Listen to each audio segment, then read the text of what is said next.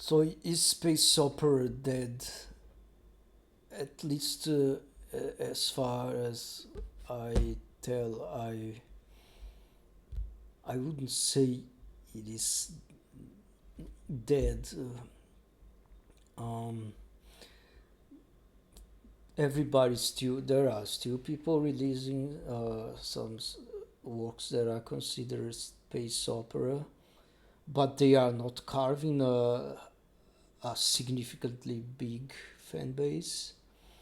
They will be like in a niche, and it's a niche that is shrinking compared to previous decades. Um, yeah, within the book space, we had like in the 2010s we had the genre was still thriving. We had the what they even call new space opera, like most remarkably the Revelation Space series. Um, there was the Expense books and the Expense TV series. So you had a much more, uh, yeah, it sold much more definitely that it's selling this decade. And currently, uh, we can see it's more like they are, yeah, recycling from franchises like, yeah, Star Wars. Disney will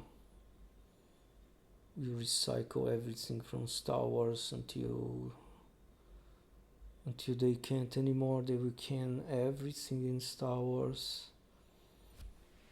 Uh, so yeah,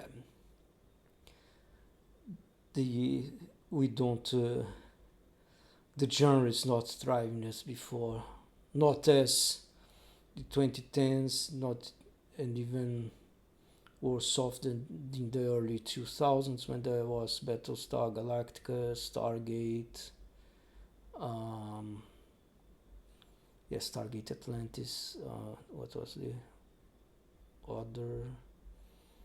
Yeah, mainly those two, and also yeah, there were many Mass Effect franchises start in the 2000s. I think Mass Effect 1 was released in 2008, Mass Effect 2 2010, and yeah, it was really like the biggest, I could say, the biggest space opera game, RPG action game. There were the Homeworld series, but it was niche, and they released even Homeworld 3 in this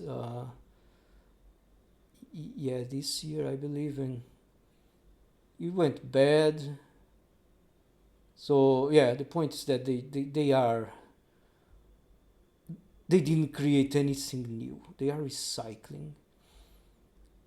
And Homeworld was even from the 90s. Yeah, in the 90s, yeah, 90s was really a great the golden age of space opera, where we had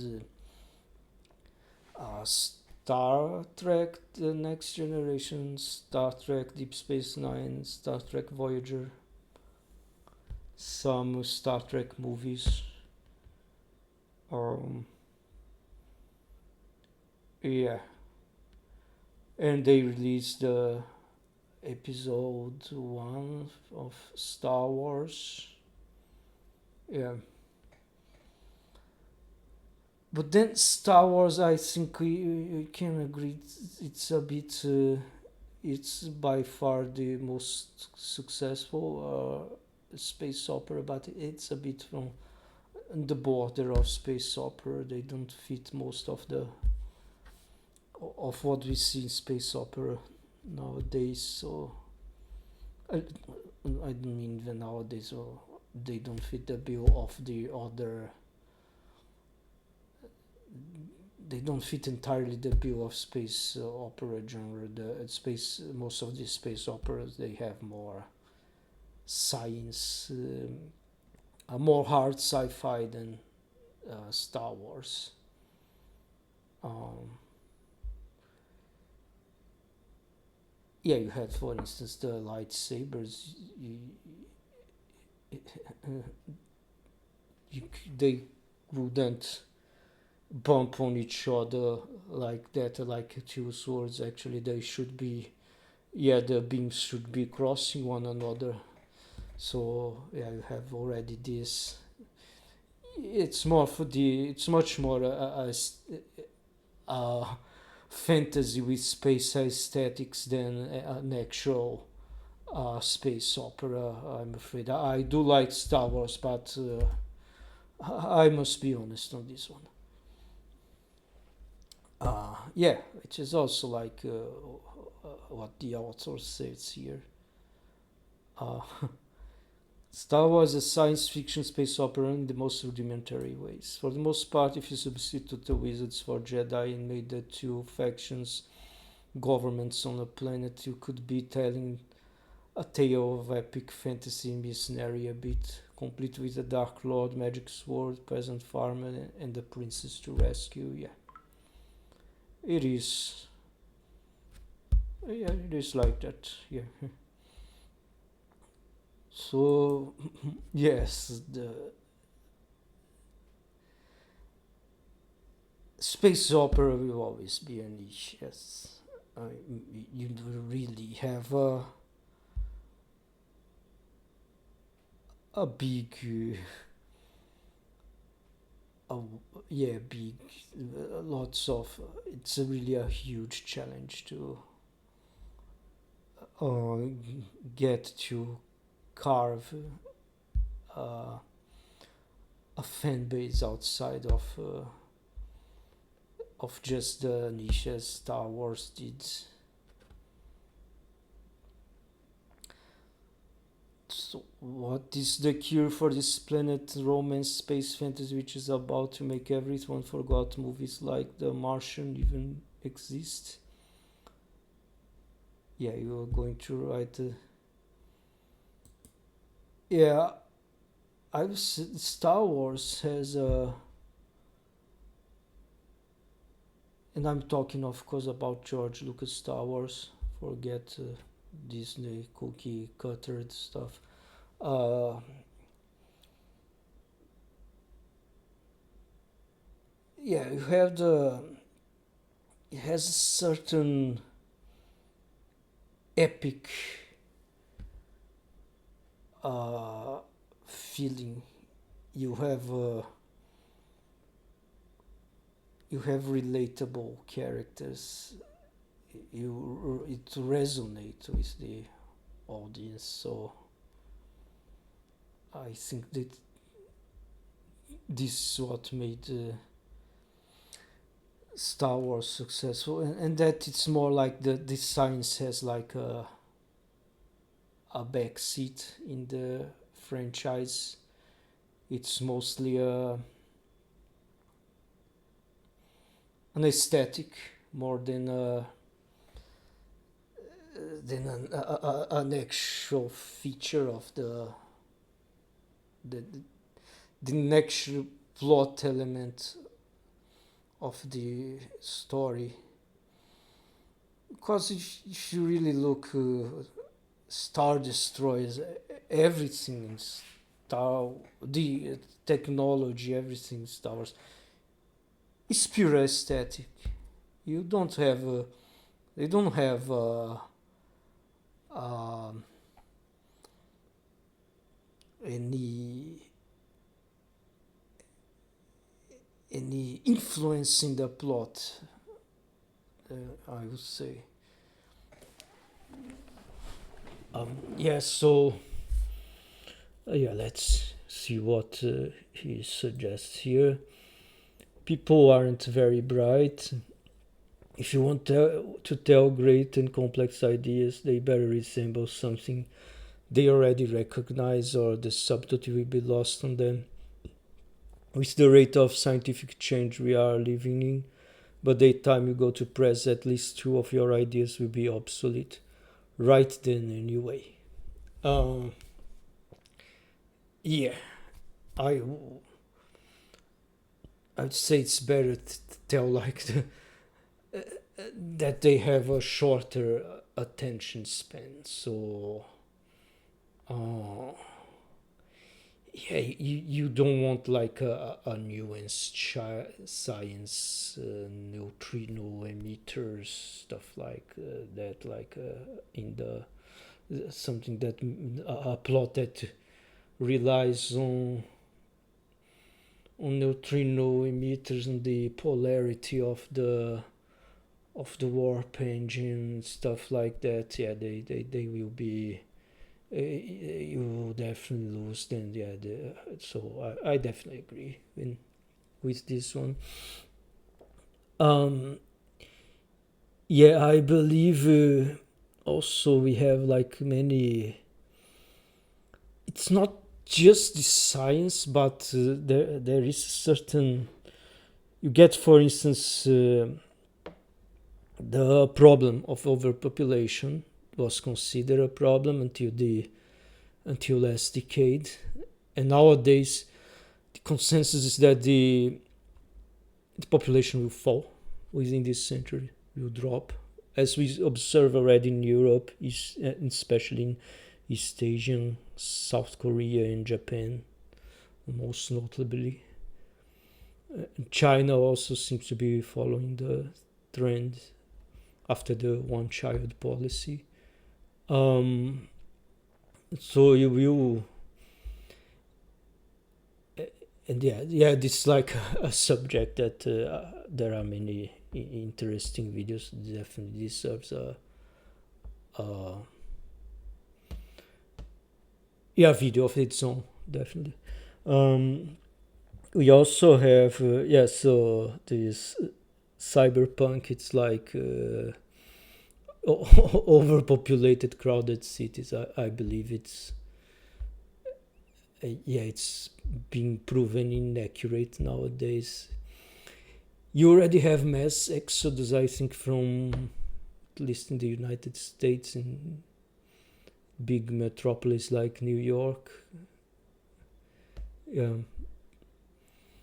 But strangely in Europe and East Asian, like they are, it seems to be happening the opposite. Yeah, because the young people they live from these small towns. In Portugal, for instance, you have like only the Atlantic is like vast majority of the population is by the coast. Also, they told us in South Korea the Seoul is like attracting the whole population. It's like almost the whole economy of the country is in Seoul. So yeah, it's also, and there is Tokyo also saying so the metropolis exodus is more like prevalent more in the USA than in rest of the world, but yeah, it's still overall the population is declining. So let's go to the next. It's better not break too many new barriers or go into many different directions for what people are used to, because if it does, it will languish on the vine. People hate change. If your space opera is to have any chance, it can change too many things at once. Perhaps a series of novels where it becomes more like what we want space opera to be and less of what we don't. Yeah. Especially now we have like many of these short story editors. I would say for authors who are beginning publishing, at least it's the path I'm choosing right now, especially for the English speaking markets. It's, if you don't have an agent, you're better off publishing short stories. So it's a good advice. Um, if you if you plan on introducing new science, you better do it slowly and friendly, because people are more opposed to scientific thought and principles than ever before. Science is the enemy. People fear what they don't understand, so your science has to be friendly, understandable, and easy to relate to. Even if the underlying principle is quite sophisticated, think droids or transporters. Yeah, this is also um, yeah, you had like the Expense had a really uh, yeah, hard science there. Was really, especially like in the part of gravity. They took gravity much more into consideration than the likes of Star Trek. Uh, so yeah, I would say I can feel what he means here, but there there might have been a better way to. No, I think no. Let's actually. I would say I agree with him. Science needs. You have to put yeah, friendly science and. But yeah, the next item, I think it's good to interpret it in light of the next item here. You better have great characters, because no matter how amazing your science, no matter how accurate your star drive, no matter how compelling your technology is, if people aren't in love with the characters, you are just wasting your time. Yeah, so definitely this is the part. Yeah, I think you can't go in. It's just as also any fantasy nowadays. You can't go so much into the word description and yeah, science also in this regard. You don't want to go um, lengthy science descriptions, especially like it's it's just officially you don't. It's not like modern physics. They manage to prove most of science we have in sci-fi. I believe it's mostly the Expanse, which is like a notable exception there, because in the if you get, for instance, the yeah, QBR drive, warp drive, there is no physical principle, physics that accurately that predicts how these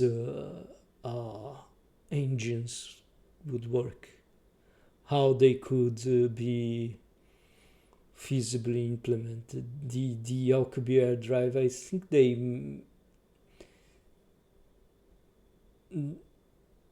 yeah, it rely on gravitational fields, and there is still no way to. Science didn't find a way to create gravity fields artificially. So yeah, it's really important to like. I mean, it's not like it's important, but it's irrelevant to take science so seriously, because um, speculative science so seriously, because there is no proof by modern science. that it can be done. So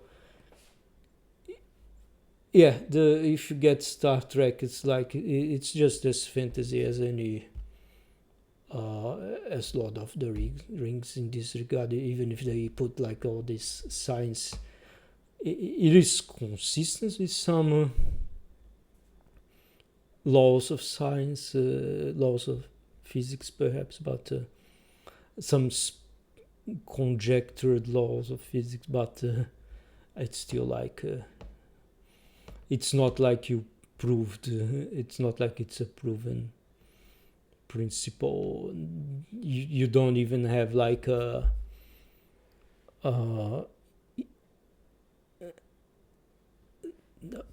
if there would be, it's not like it's not even proven, and let alone be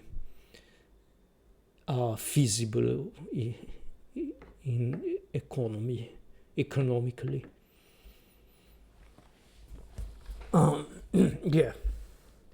So item 5, you have to hit this nail right the first time, because you won't get another chance.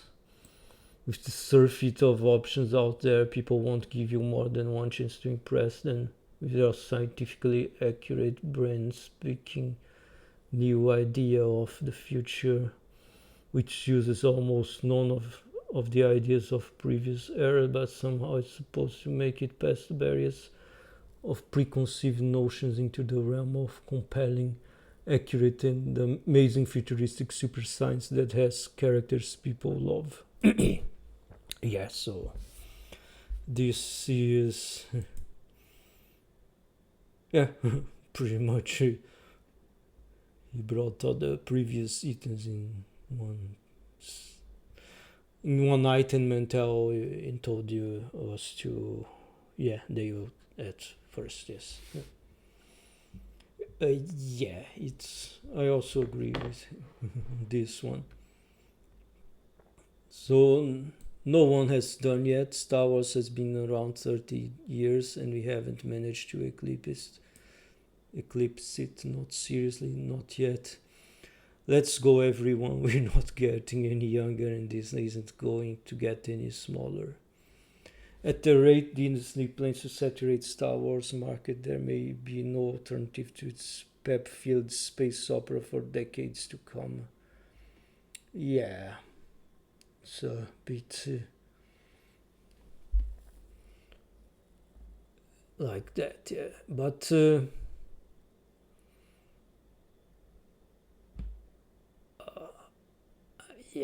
I don't think it's a good idea in any way to compete with Star Wars. If you try to copy any, I wouldn't say any, not even copy, based upon any element of Star Wars in your series, in your book. You are for a world of trouble, especially now that the Star Wars has been so bastardized by Disney. It's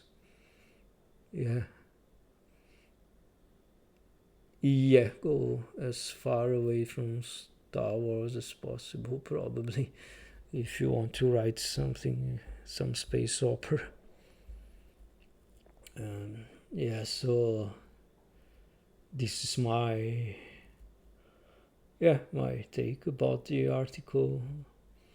Let me hear what you think about it in the comments, and